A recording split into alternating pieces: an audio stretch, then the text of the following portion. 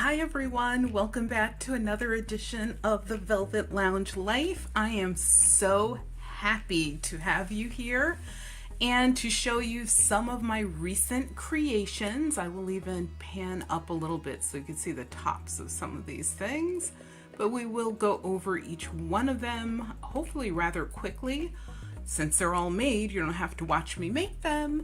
And I will tell you how what I used as far as materials, basically how I made these. Obviously, there are some things that took longer than others, but pretty much everything that you see here was made within approximately 2 hours, maybe 2.5.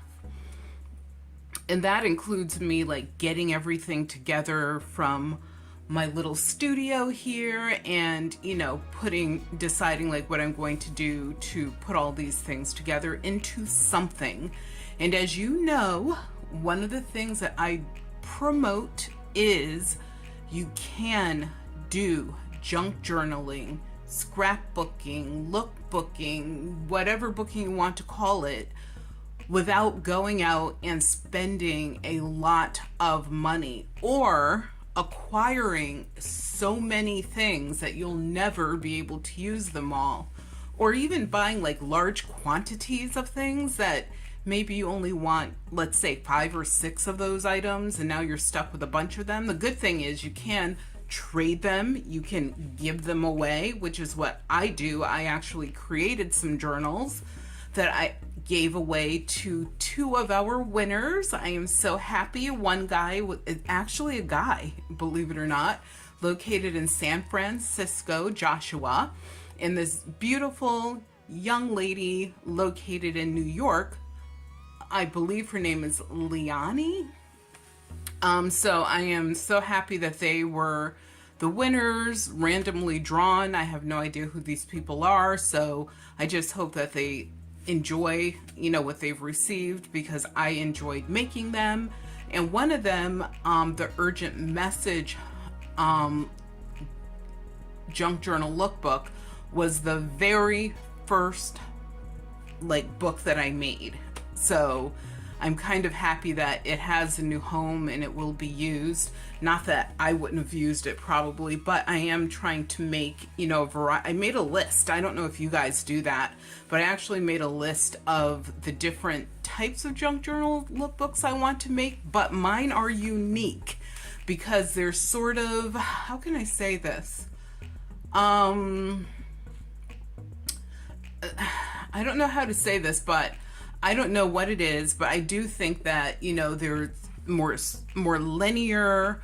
There some parts that are very precise. I definitely make them for usage and for people to do more personalization of them on their own by adding their own pictures, their own tucks or belly bands or whatever it is they want to add, pictures, drawings, words, obviously, cutouts, etc., stickers, whatever it is, tickets, so that they hopefully become sort of like almost like a memory book for folks. So I leave plenty of room for that, plenty of paper. I like using a variety of papers and a variety of sizes, because to me it kind of just becomes boring when everything is exactly one size and fits into this one box. I sort of like the creativity and diversity of there being a variety of things in the book. And also, they don't have to be, for me personally, they don't have to be a theme. There is, I have, I'm going to say 2 that I did, as maybe 3. I guess technically 2, but I'm going to say 3 books that I created, I guess, as themes. Definitely the music Prince one, that is definitely a theme of Purple Majesty. And I did one that is titled Ancestors, and that has a lot of my own family's personal memories, papers, pictures, bits, bobs, tickets, you name it. Accomplishments, certificates, etc. are in there, graduation stuff, etc. And then the other one is definitely a theme, And I want you guys to guess what theme that is. You should know me well enough by now. Buttons. So I have one that's just buttons. That's all that book is about. It's a huge, gigantic, monstrously sized book, and I love it. And guess what? Yes, another guess. I am going to be making another one. So I learned a lot from making the first one, which is awesome. I love using it. I am continuously putting new buttons in it. I will have to give you guys an update tour of that. If you want to see that, note down below in the comments, and I will give you a tour. So it covers two subjects, one being button collecting. Yes, clothes buttons, you guys. It's an underrated area of collecting and history. And then the other area, of course, that it covers is this, creating our own books and junk journals, lookbooks. I mean, people have so many different names for these, and does anyone name really fit? I saw a video not long ago where this lady was defining what a junk journal is specifically, but then she went into, I'm going to say, at least 5 or 6 other types of books. So the title was a little misleading because it was better to know that she was covering all of these subjects. And a junk journal really is supposed to be, or the way that they are originated was, you have a little scrap of this, a scrap of that. You have these magazines, you have throwaway items, really. Things that no one thought would last, 20 years, let alone, 3 or 100 years. And so what they would do back then, especially during the war era, is as a recreation, ladies and even some girls, children, even boys at some point would, as long as they had a glue they could use, they would put together these books that were just full of bits, bobs. They had no rhyme, they had no reason. They're labels from cans, labels from boxes, just anything they saw that they were interested in went into those books. And we here in the year 2000 plus, because we're well into the 2000s at this point, we have taken it to another level by, in some cases, of course, many cases, creating those pieces versus looking for those scrap pieces of papers, can labels from boxes, and the like. I mean, there's a lot of stuff out there. I don't know if you can see this right here. It's a Bigelow tea bag that the tea bag was in. Puzzle pieces, just found leftover pieces. Now we have a lot of options because we can buy these things already made and simply package them together. Well, what I like to do is really find the things versus buying them already packaged together. And if I do find something that's already put together, or not put together, but that already exists, let's say like an envelope.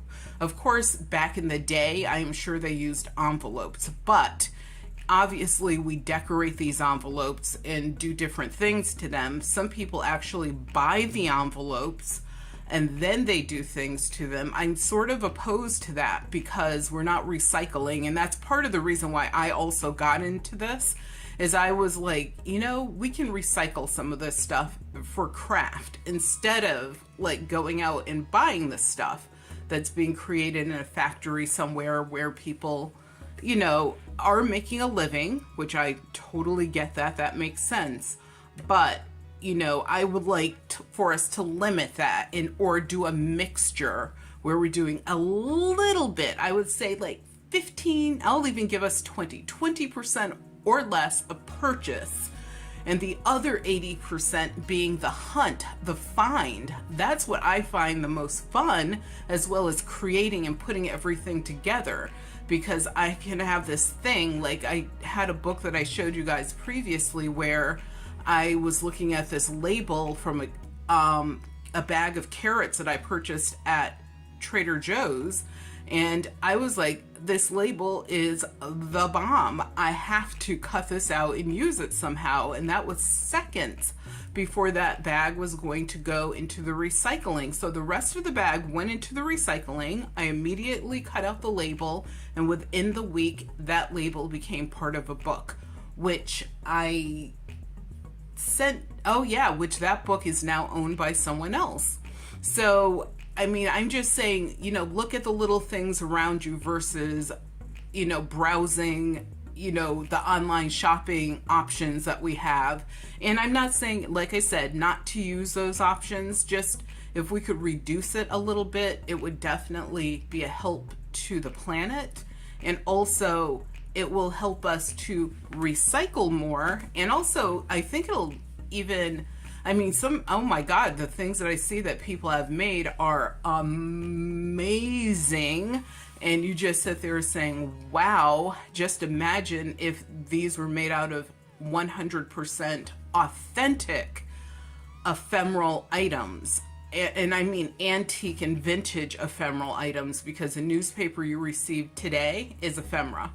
But the antique and the vintage, that's what I love. I love trying to find those items, as well as, like I said, looking at the everyday items that I touch. So I'm sure you're sick of hearing me speak, but I thought we would have our little conversation first. And let's look at some of the things that I made here. I'm going to sort of clear everything out and make sure that, because this is a lot to look at, and then we will go through what we have. So here what I have is this little, I call these like window or picture frame pieces. And what I did is I cut out the back actually in the shape of a circle.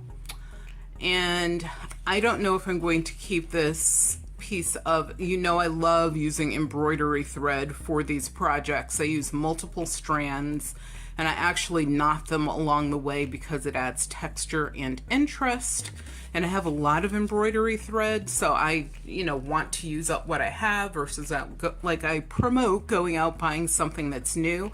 Another idea I had was to put the string through each of the holes in these tags. So yes, this is made from 2 different tags. And then after putting them through the holes, I could just like tie this. And I think that's what I'm going to do, because I think it'll look more interesting than not being there and being wasted by being cut off and thrown away, because you can't do anything with the little bits. So, and then you would just tie it together here. So I think that's what I'm going to do with that. And so you would open this up and have whatever picture or photo you wanted inside. This one has velvet trim. Obviously you can see the lace, and I use 2 different types of laces. And I also have buttons that are stacked. So I stacked one button on top of another, simply sewing it through. This is a Bakelite button. This is just a hard plastic round button. And you can see how it's sewn through. And yeah, I like that. This is something new that I was trying. I'm going to probably make some more of these, but obviously use different color tags and different style buttons and different laces.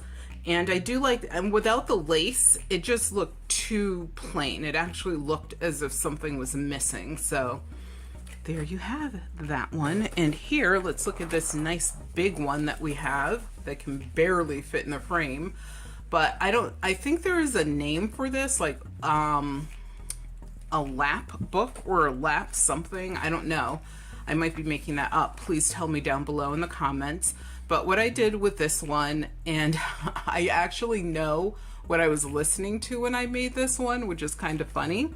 But it was Marco Polo on Netflix. I was like finishing up. I think I'm finishing the series. I don't know if they'll have another season. But very, very good, you guys. But anyway, what I did with this one is I added 2 pockets to the outside. This one, of course, has like that vellum pocket. And everything you see here is recycled.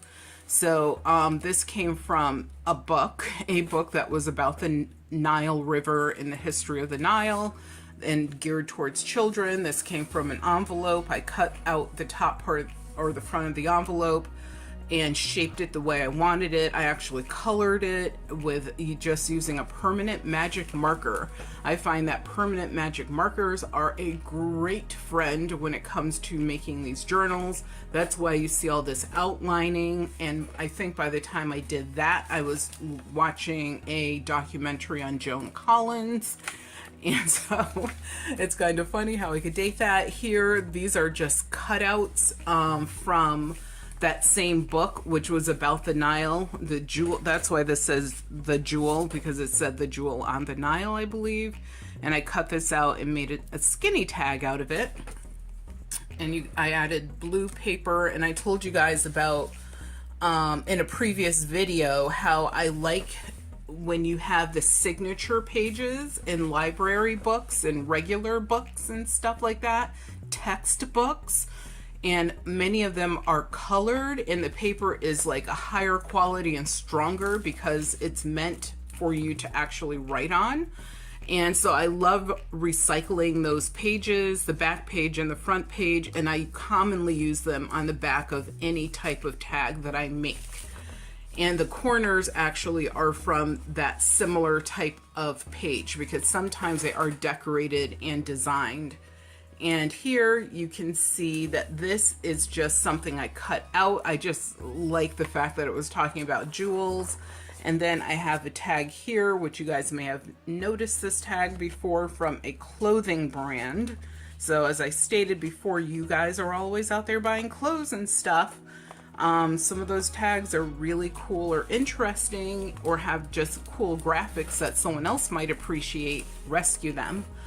And here I have a little Brad just because it's such a cutie, it's so tiny, and I added this piece of gingham paper, and then you open this up and it gives you all of this writing space as well as storage space.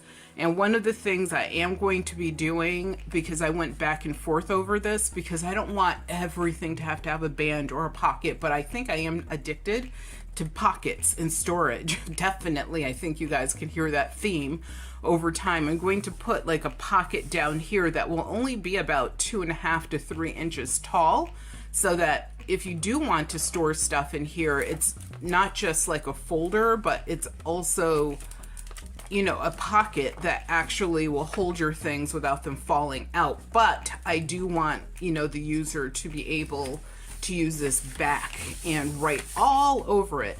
This tag I actually glued down, and of course there's a sentiment on it that I highlighted around, and I added a string of wooden beads. And one of the things you could see I did with the beads is I staggered them so that they are not, you know, both hanging exactly at the same point. And then inside you have a surprise. You have all sorts of wording, because these are book pages inside from actual real books that were on, I believe, the settling and such of different towns, etc. And notice how you could flip those beads over or bring them back to the other side. And here I have a jewel in the middle, and it's so shiny you can barely see it, but there's a jewel. And to make it more interesting, I tried scratching up the back of it. I don't know if that was a good choice or not. I kind of wanted to look like broken, crackled glass. That is definitely not going to like break on you, but did that work? Did it not work? I don't know, but it's there. And then there's a pocket here as well. And I believe, yeah, and then I made this so that you can actually use this left side as a pocket, the right side as a pocket. There are pockets all over this thing, and this is just sort of like a, I guess I'll call it a faux specimen holder, because I don't really know what to call that. But what I did with that one is I simply, obviously, I think you could tell, use the reverse side of an envelope. And then I added these buttons in this Japanese token, which is actually from a fake casino game. And I mean, but the token is actually real. It's just that the casino game was decommissioned. It was a real game, and then they decommissioned it and they sold them to consumers because they were finished with them at the casinos. And I am not a casino person, just to let you know. I don't believe, I mean, I think they're whatever. And then, of course, just to pull the design, you know, forward or backwards so that there's some consistency, you can see that there's gingham on the back of this as well that matches the inside. So that was so much fun to make, and I'm definitely making more of those in the future. So what I have here are a couple more tags that I made, and I think I have, oh, there's another one. Yeah, a few more tags actually that I made. And these are all completely different.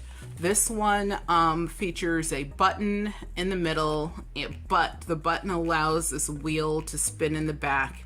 And this is from a poker, as you can see, playing card package. And I think it's like the instruction card. Yeah, it says rules. It's the instruction card. So don't forget those when you're like dealing with the playing cards. And those were decommissioned as well. I won't even go into this cruise that we went on, which was absolutely fabulous, but we would be spending way too much time talking about it. And then here I have these, I'm not even like a cat person really, but kitties, they're so cute, and this cute little kitty cat sticker. And then I have this piece of what reminds me of thistle, but not exactly. And it is a real plant that was dried and colored. So nature is a great place for resources. Like go outside in your yard, go into the woods, just make sure that it is public property and don't like trample and damage everything. And I'm sure you could find some really interesting things that you could use for your projects there.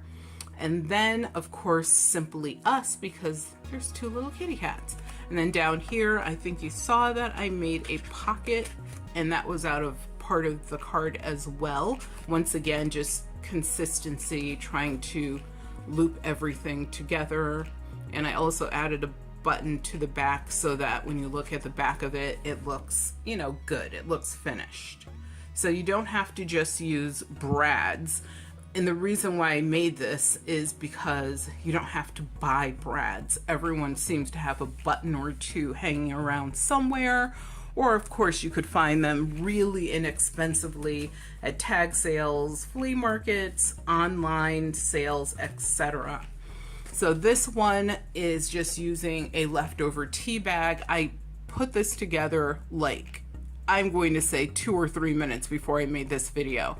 So this one is actually not complete, but I wanted to show you guys that yes, even your leftover tea bag holders, like the thing that holds your tea bags, can have a use. This is basically, this is a pocket.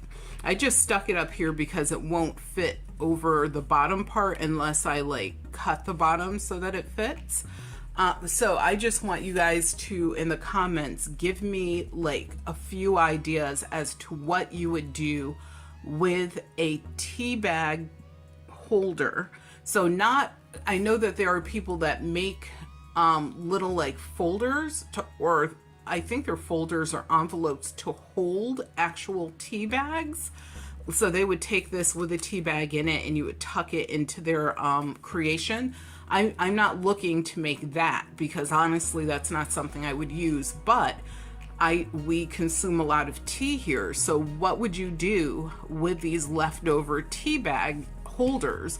Because there are some that are super interesting to look at. The color variation is amazing.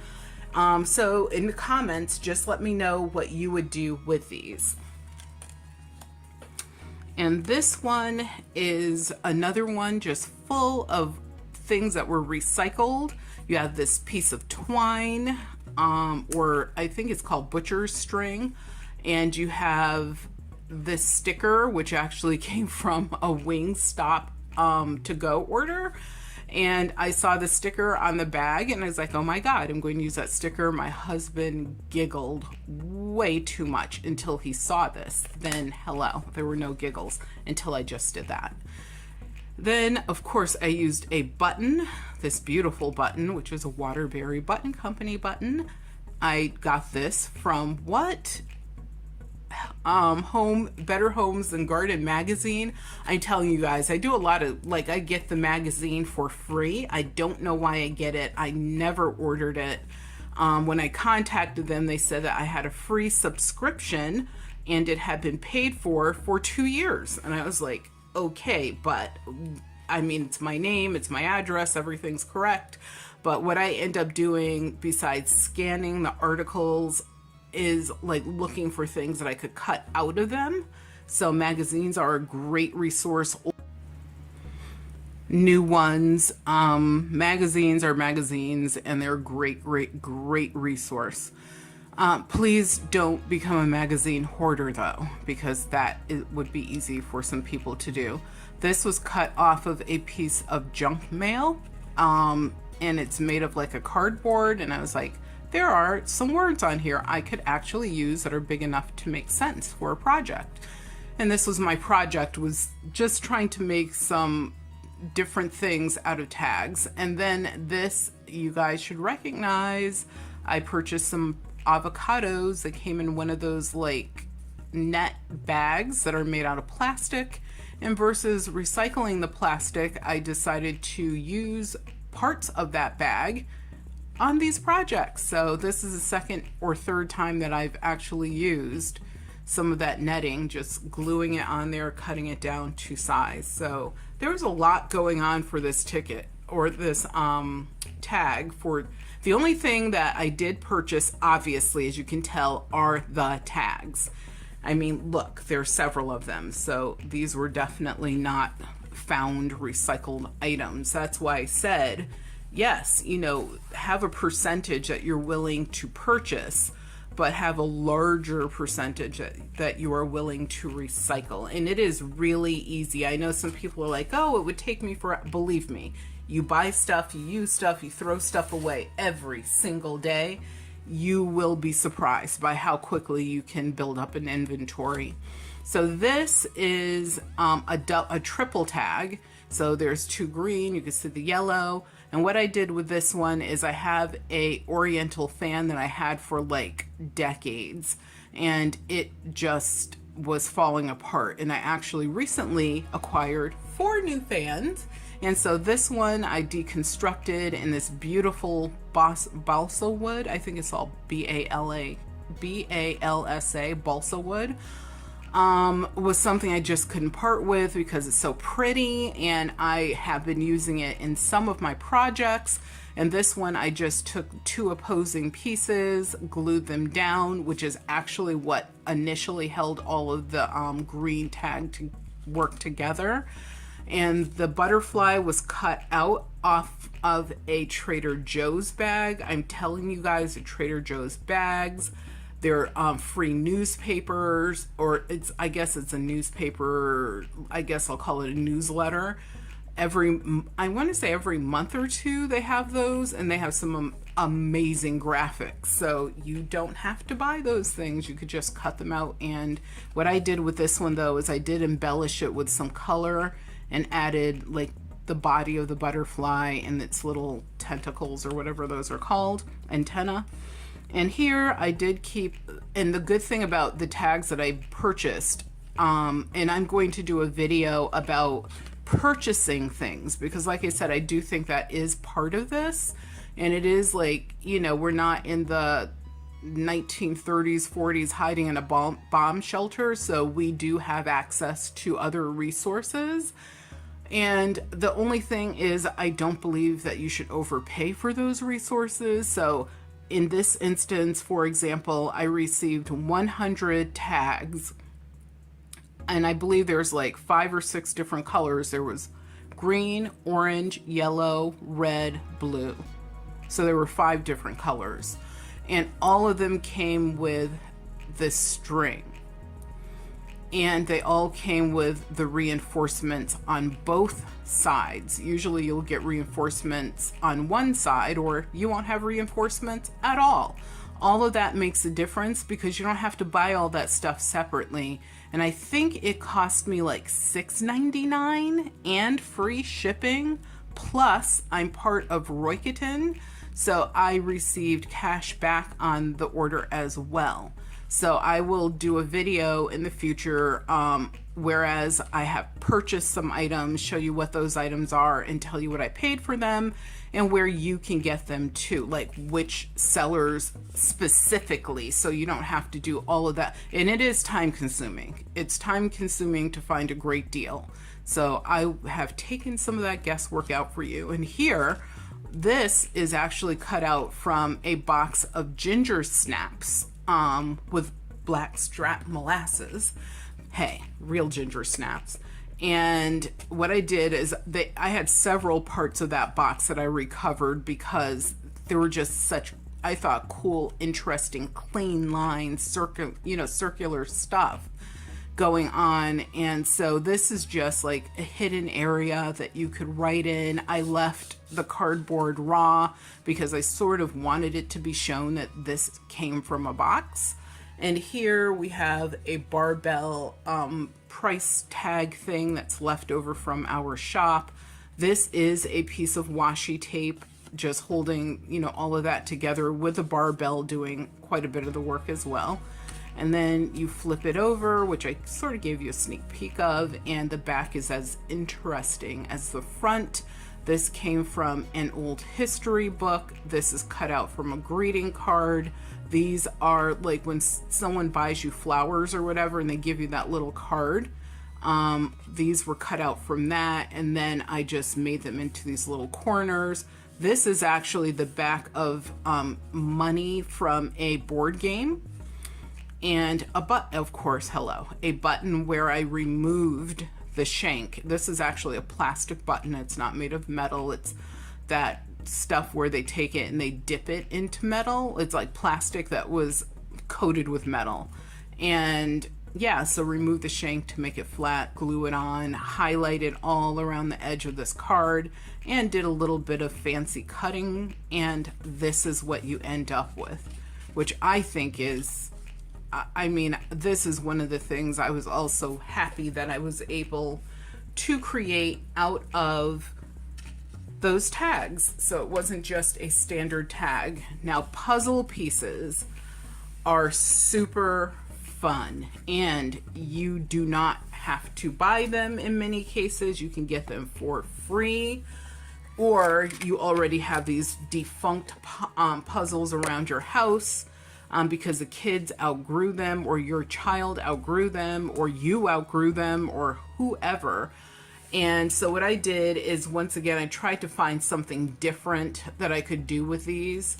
And so this one, I actually added a background to it. I had this little flapper girl that came from a vintage piece of sheet music from the 1920s. I have a lot of sheet music from the 1920s, 30s, and some from the war era of the 40s. So I do recover like a lot of pieces and bits from that. And this is from actually an earring from the 1980s. And it has this lucite center.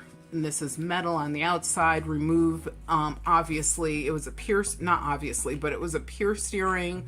I just removed the backing and, of course, used a jeweler's glue to glue that down. Yes, you are not mistaken. This is an actual zipper pull that came off of something, and it was in my Bits and Bobs jar. So I took it out of the jar and removed the back of it to make it flat and use that jeweler's glue to attach it. So now you can actually, use something to attach this on the outside of a journal, on the inside of a journal, whether it be something like a metallic keychain holder or something else, a lobster claw, or even wire or string or whatever. And then I just sort of hashed out this back a bit using a watercolor marker. And I wanted it to sort of mimic wood a little bit. I think it does a little bit. And this is the puzzle. This is a part of the puzzle piece. This was actually a Scooby-Doo puzzle that was from, I think it was made in like 2004 or something. And on the back, I actually, like I said, applied this paper. And I applied the paper by just sort of cutting it out roughly. I sort of wanted it to look like a map, or like when they use those compass things on a map or whatever. But hello, I had to put Miss Lady right here in the center, and she must have been a school marm because she has like this ruler thing in her hand, and obviously such a juxtaposition from her and this like flashy side to her and this more demure, very serious, very scholarly almost side. So opposites, I think, are always great in these books. And here we have another one that I created as sort of a cluster, and this is actually a clip-on earring, and I was going to glue it down, and then I decided not to, because you can actually take this off and use it to clip some of your pages together, and this could be a sort of a place to store it, as well as your other clips when you're not using them. This is a jewel that is set. It's like prong set, but this is a plastic jewel. It's not real. And this is a little Union Pacific Railroad logo that I cut out of a vintage book. And here is just a piece of scrap tag. It's the orange tag of these. Of the tags up there. Actually, orange is one of the colors I had, so I think I have like 5 or 6 different colors, and I was experimenting, and that tag was just totally trash, so I just ripped out a little piece, add a little bit of this gold permanent marker to it, and I did add 2 holes so that you can once again hang this if you want to, and you can see how the back looks. Oh, and I ripped off all the Scooby-Doo stuff, and I actually just filled this in with a permanent black magic marker, repeated the permanent metallic marker on the edges. And that's something that I try to do, is when I create things, I try to remember to always like fill in the edges of whether it's a cutout or whether it's a puzzle piece, just to make sure that, you know, the color is all around and the piece looks finished. Here I kept the string, and I added this wooden bead, which is kind of a chunky one, as you can see. This is a key, obviously. I used my jeweler's glue, and I made a dent in the cardboard so that there would be like a little nest to hold it in, and put that this is an actual rhinestone in. Here is a raised flower. You can kind of see the white underneath where it's like, so it raises up just to give this dimension. And once again, a rhinestone. This is made of wood, and I actually went over this, you guys, I'm telling you, with permanent magic marker in yellow to make the green pop even more, because it was a little bit dull because it's not a new piece. It was recycled from some broken costume jewelry. This came from a card, and this actually came from a defunct piece of costume jewelry. Also, this key is from a small safe that we no longer have. And on the back, I actually pasted on this is literally a program from a figure skating show. So some of those names, if you're into figure skating, would be familiar. And like I said, oh, and I took this from that orange tag that I trashed, and I recycled the piece that I could, which were the little reinforcements. So there's not one on this side, but I used one on the back. And so that's what this is. And yes, you do have to make a hole in these. So an owl, I think it's pronounced owl, A-W-L, is always helpful. Oh, and a trick that I learned is you could go over these, which I did not have to do, and clear nail polish, one coat, very light, if you want to get this shininess. But I didn't have to do that because of the type of marker I was using. And this is the other one. This one, as you can see, I think it's a little more simple. I did use a yellow permanent marker, silver on the edge metallic, red just to fill in the plain back. And what I did have to do, because this is like kind of shiny, is you do have to peel that top part of the puzzle off where it's actually the puzzle, not the back of it. This time, what I did is peeled off both. And as you can see on the other ones, I had to do that as well, except for this one. And on this one, this came from sheet music. The little moon I cut out, the words I cut out as well. This came from a piece of broken jewelry. I added this leafy stuff from a bunch of flowers I purchased because I was going to use them for a book that I'm making for someone. And I added, of course, you know me, my knotted embroidery string. And once again, you can hang this or not hang it. It's your choice, whatever you want to do. But that's how I made those. So this video is going to go on way too long. So what I'm going to do is make a part 2 video for you guys so that you could see the other items. The last things I am going to show you are these. These are basically bookmarks if you want to use them as bookmarks. And one, yes, I did put the hole in, and I actually did some decorative cutting on the upper left and right side. They're in this is in French, because I'm telling you guys, old defunct books are awesome free resources. This one is in, I am not sure what language this one is. Oh, Spanish, I believe. It doesn't look like Spanish, and I can speak Spanish. So I'm not sure what language this one is in, but some version of whatever, Latin language maybe. And this one I, went pretty conservative with. There's no hole in it. And once again, the backs are reinforced with leftover signature pages or autograph pages from old defunct books.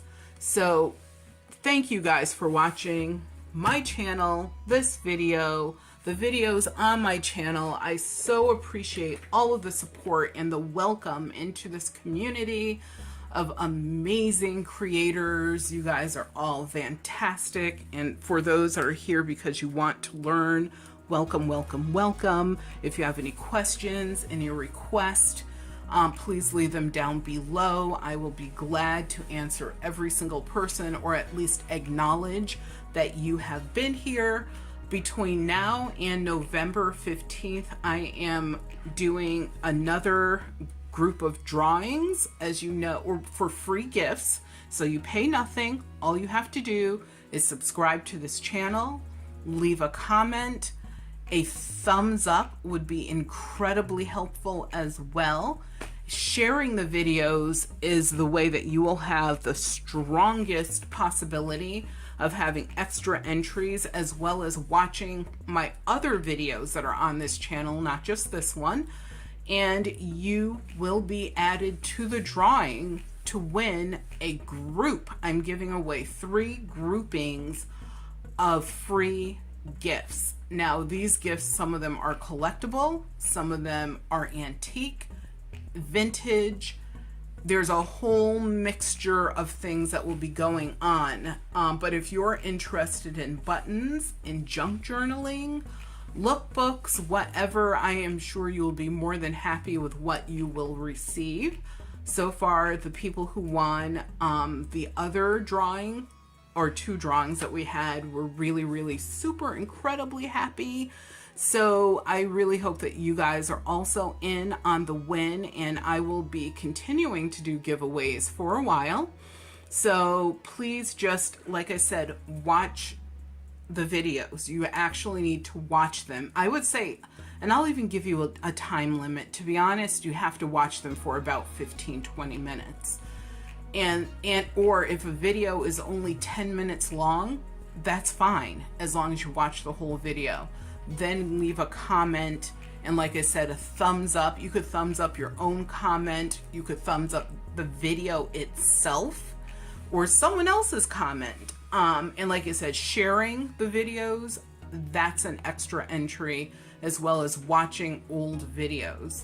So I hope I didn't go on too long about that, but thank you guys for being here, and there will be a part 2 to this video so that you can see the other things that I made today. And remember that your health is your wealth, and without your health you have absolutely nothing. So please, please, please take care of yourselves and have a wonderful, wonderful day.